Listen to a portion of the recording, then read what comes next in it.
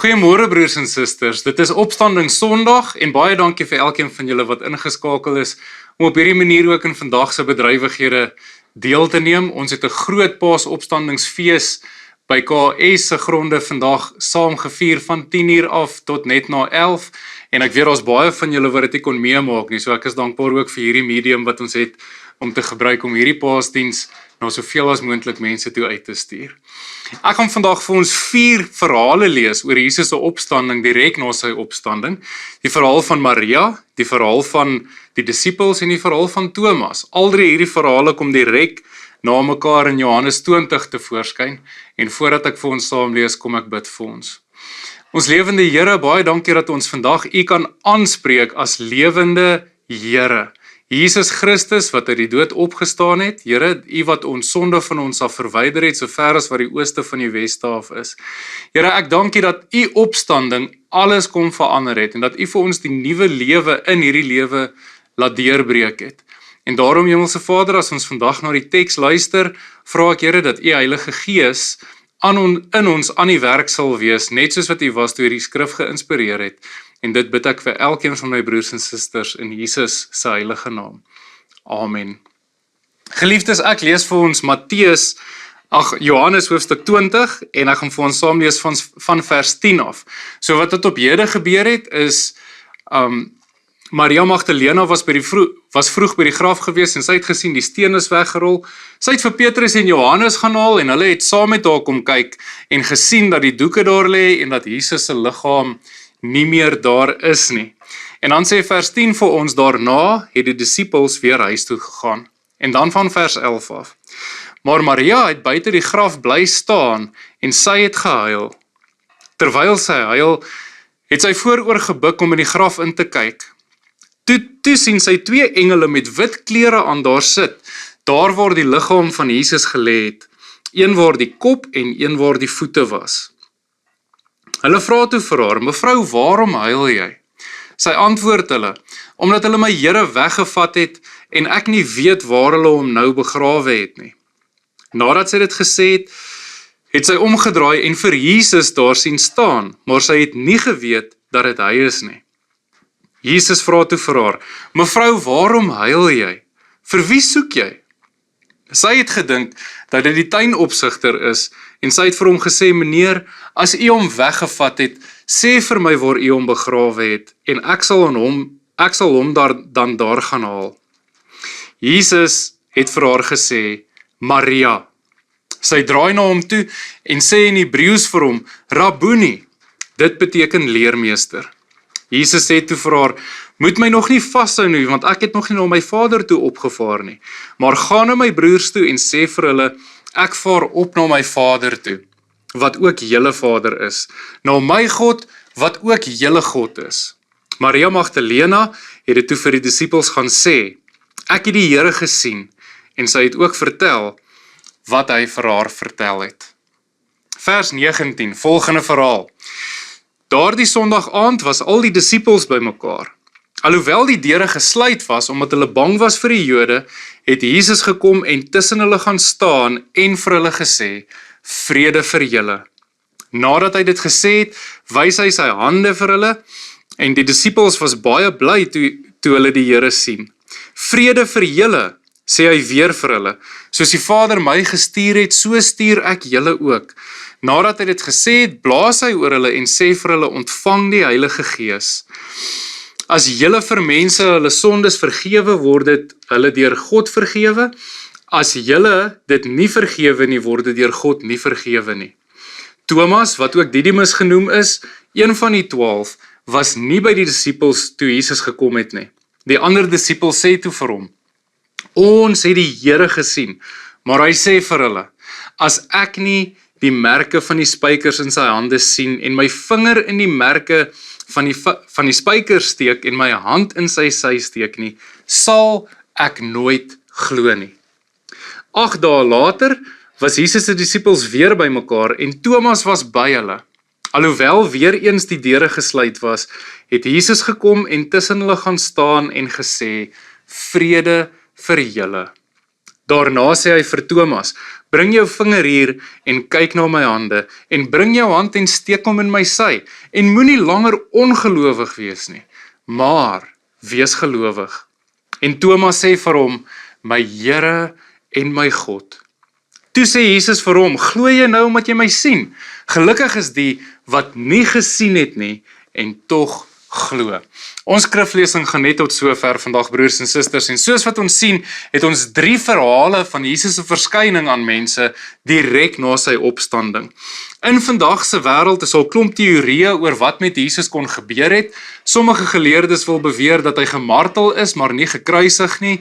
Daardie argument is lankal afgeweer, veral in Lukas 24, waar mens sien dat Jesus vir 11 kilometer saam met reisgenote stap van Jerusalem af na Emmaus toe. Dan is daar ook die teorie wat sê dat Jesus se liggaam gesteel is. Baie beweer dat dit die skrifgeleerdes of fariseërs sou wees wat gesê het dat hulle die liggaam gesteel het, want hulle was bang dat Jesus dalk werklik opgestaan het. En broers en susters, vir ons is dit baie belangrik om te weet dat sonder die opstanding van Christus ons hele geloof nutteloos is, en soos Paulus sê, ons die bejammeringswaardigste van alle mense sou wees, sou dit wees dat Jesus nie uit die dood uit opgestaan het nie. Maar wat ons hier sien, broers en susters, is dat Jesus leef, dat hy opgestaan het en dat hy aan mense verskyn het. En dit bestempel vir Jesus as die koning wat die mag het oor lewe en oor dood, oor alle omstandighede, oor die geskiedenis, oor die hede, oor die toekoms. Ons Jesus leef en hy regeer oor alles en almal. Hy het die Satan, die dood, die hel, demone en alles wat sleg is, het hy oorwin en hy bied vir my en jou die ewige lewe aan, vir ewig saam met hom en ook nou in sy teenwoordigheid. En broers en susters, in die tye waarin ons leef vandag, is dit so belangrik om hierdie groot waarheid van Jesus Christus ons Here te onthou, is dat hy leef, dat hy hier is, dat hy beskikbaar is en dat hy in beheer is van alles wat gebeur. As ons kyk na die omstandighede waarin ons vandag lewe, dan is daar oor die algemeen onder mense 'n gevoel van angstigheid oor wat aan die gebeur is. Broers en susters, ons het hierdie jaar weer 'n nasionale verkiesing. Niemand weet wat daar gaan gebeur nie. Daar's 'n klomp spekulasies wat aan die gang is. En as mens kyk na verder as net Suid-Afrika en wat hier aan die gang is, dan sien ons Amerika het hierdie jaar hulle nasionale verkiesing, die Oekraïne en Rusland se oorlog wat voortwoed. Ons het groot konflik in die Midde-Ooste tussen Israel en Hamas. Ons het groot konflik in China tussen China en Taiwan. En vir baie mense voel dit of ons tog op die punt staan van iets groots om te gebeur. En dit het my altyd vra, wat maak dit met ons hier waar ek en jy leef in Klerksdorp in 2024? Want julle sien, die disippels het soortgelyke emosies beleef as wat ons beleef en soortgelyke omstandighede gehad, hoewel hulle baie meer primitief was as ons en dat hulle daaglikse uitdagings baie groter was as ons. Is die disippels was deel gewees van 'n beweging. Hulle het vasgeglo dat Jesus Christus die Messias is, dat hy die een sou wees wat vir Israel gaan verhef, dat Israel die plek van Rome gaan vervang, dat Israel die nuwe wêreldmoondheid gaan wees vir wie almal respek het en wat regeer oor alles en almal, en God sou sy belofte te stand doen dat die koning van Israel altyd op die troon van Dawid sou sit en dat hierdie Messias figuur, hierdie gestuurde, die een sou wees wat vir Israel kom verlos. En dan, broers en susters, sien ons dat in sy leringe en in sy gesels met die disippels begin Jesus dinge sê soos hy moet weggaan. Petrus en die disippels wil niks daarvan weet nie. Ander tye sê hy weer dat die seun van die mens doodgemaak gaan word en dat die seun van die mens baie gaan moet ly. Vanuit die Ou Testament sien ons 'n klomp voorbeelde en profeseë oor die lydende knegt van God die Vader, die een wat gestuur word juis om te kom ly. Wat die disippels nie geweet het nie, is dat die redding wat Christus gebring het nie net vir Israel is nie, maar vir almal. En dat die tipe redding wat hy gebring het, nie 'n militêre een of 'n politieke een is nie, maar een wat daadwerklik mense se lewens verander. Eens op 'n stadium kom vra iemand vir Jesus, wat is die grootste gebod? Wat God wil hê ons moet onderhou? Met ander woorde, wat wil God van sy kinders hê? En Jesus antwoord om deur te sê, daar's 2 gebooie. Jy moet die Here jou God lief hê en jy moet jou naaste lief hê soos jouself. Dit is hoe die lewe in oorvloed lyk. Dit is wat Jesus gekom het om vir ons te bring. En wanneer ons na vandag se teks gaan kyk, dan sien ons dat die mense emosies gehad het wat ek en jy vandag ook beleef. Wanneer omstandighede minder as ideaal is ons geneig om na 3 plekke toe te gaan. As ons na die groot spektrum van menslike emosies kyk wat daar is om te beleef, dan is daar altyd 3 negatiewe emosies waartoe enige negatiewe emosie val. Hierdie 3 emosies word genoem woede, hartseer en bang, of woede, hartseer en angs. So as ons sê ek is briesend, dan is dit woede. As ons sê ek is gefrustreerd, kom dit neer op woede. As ek sê ek is ongemaklik, dan is dit woede. As ons praat van ek is te neergedruk, dan kom dit uit by hartseer. As ons wil sê ek kan nie ophou huil nie, dan kom dit neer op hartseer.